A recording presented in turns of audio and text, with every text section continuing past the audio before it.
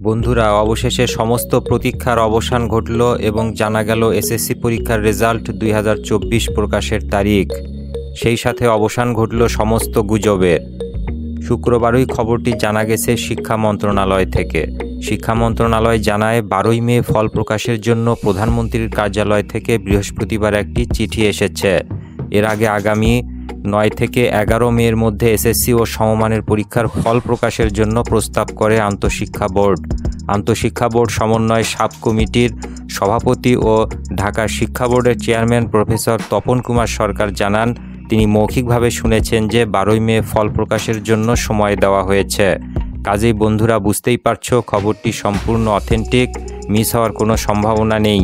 রেওয়াজ অনুযায়ী ফল প্রকাশের দিন শিক্ষামন্ত্রী বোর্ড চেয়ারম্যানদের নিয়ে প্রধানমন্ত্রীর কাছে ফলাফলের অনুলিপি হস্তান্তর করেন। এরপর শিক্ষামন্ত্রী সংবাদ সম্মেলন করে ফলাফলের বিস্তারিত তুলে ধরেন। বন্ধুরা, আজকের ভিডিওটি এ পর্যন্তই। কথা হবে আগামী ভিডিওতে নতুন কোনো স্পেশাল আপডেট নিয়ে।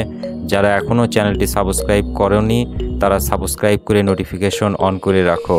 S M Ashraful Islam, daily special updates.